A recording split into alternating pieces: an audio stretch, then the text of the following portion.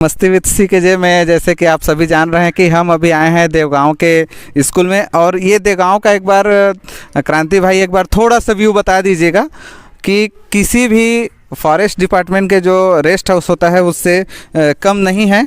और जो भी आप लोग देख रहे हैं वो गवर्नमेंट स्कूल के अंदर में बनाया गया है। ऐसा बहुत कम मिलता है कि गवर्नमेंट स्कूल में इस प्रकार से बढ़िया व्यू हो और बढ़िया एक एटमॉस्फेयर बना करके रखना किसी भी टीचर के लिए बहुत मुश्किल होता है। आप लोग देख सकते हैं कि जहां प्राइवेट स्कूल में भी इस प्रकार के जो सुविधाएं नहीं होती है वो सारे सुविधाएं यहाँ पर बच्चों के खेलने से लेकर के छोटे से गार्डनिंग से लेकर के सारा चीज़ यहाँ पर मौजूद है। और हमारे बीच में सन्नी सर जो कि एचएम हैं इस स्कूल के, और साथ में अंचल सर भी मौजूद हैं।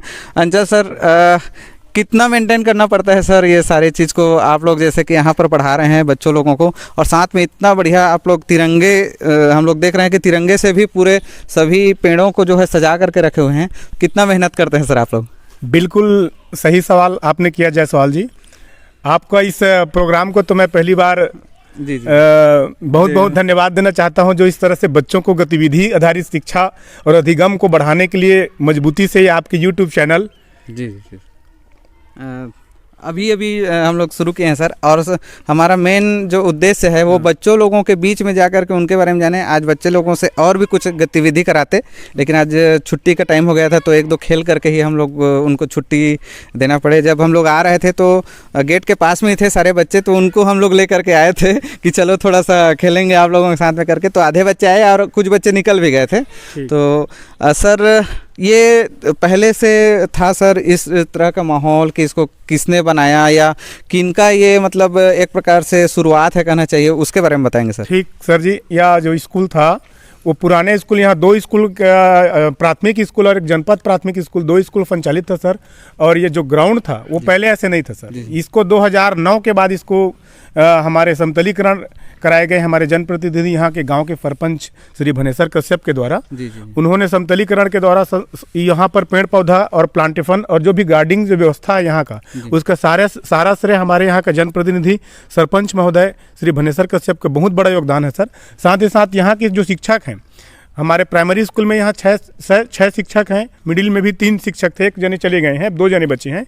तो इन सारे शिक्षकों का और साथ ही साथ यहाँ के गांव के भी जनप्रतिनिधि के साथ साथ गांव के जो पालकगढ़ हैं उन सब का थोड़ा थोड़ा इसमें सहयोग रहा है सर। किसी ने पेड़ में पानी डालने का काम हो गया, किसी ने इस पेड़ के रखवाली के लिए, साफ सफाई के लिए, सारे के सारे मिलकर के इस कार्य को किए हैं सर। और हमारे यहाँ जो ग्राउंड था पहले, ये बहुत ही अव्यवस्थित ग्राउंड था। इसमें हम लोग एक साधारण सा भी खेल को नहीं करा सकते थे। इसको बहुत बढ़िया ढंग से जो समतलीकरण कराया गया और यहाँ पर पेड़ों का जो इस तरह से जो गार्डनिंग है वो सारे का सारा श्रेय हमारे यहाँ के जनप्रतिनिधि और सभी हम मिल करके ये अथक प्रयास से हुआ है सर जी।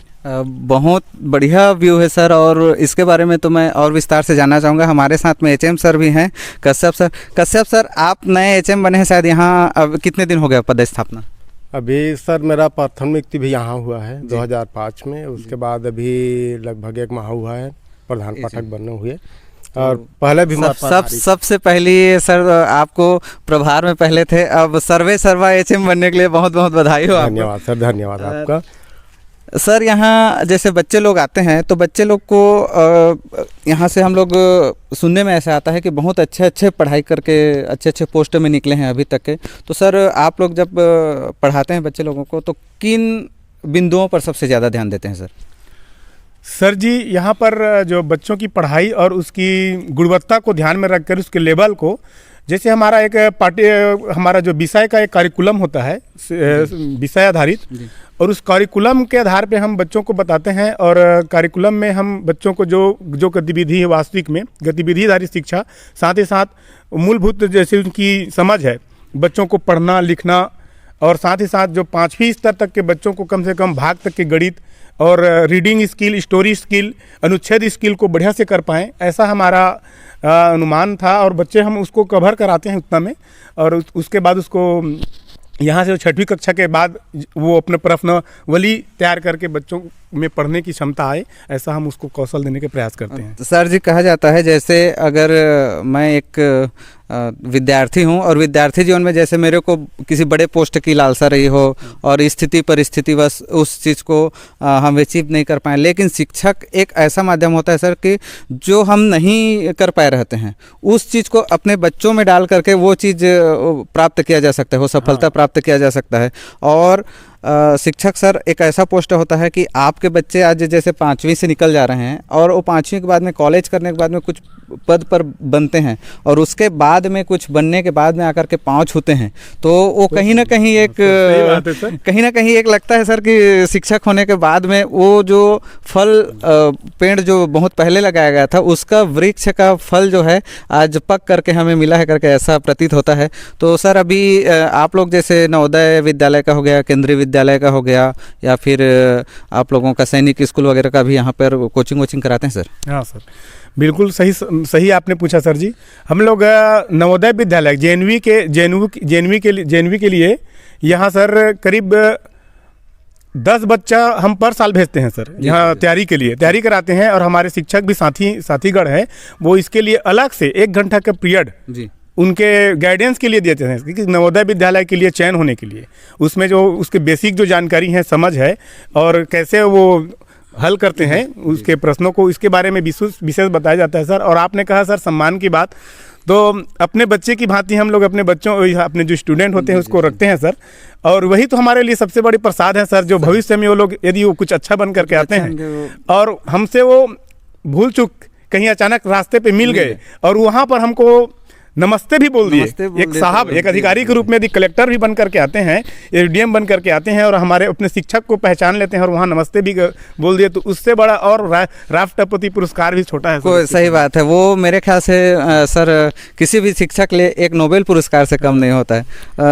सर आपसे जानना चाहेंगे सर कि आप तो इसी गाँव से है ना? नहीं सर, मेरा गाँव यहाँ से 4 किलोमीटर है। 4 किलोमीटर दूर है। तो सर आप लोगों को ऐसा कुछ गतिविधि और कराना चाहते हैं सर जिसमें हम आपकी कुछ मदद कर सकें, या ऐसा कुछ और आप लोगों के स्कूल में कुछ ऐसे चीज़ें रहती हैं जिसे हम कराना चाहते रहते हैं लेकिन नहीं करा पाते हैं, तो ऐसा कुछ?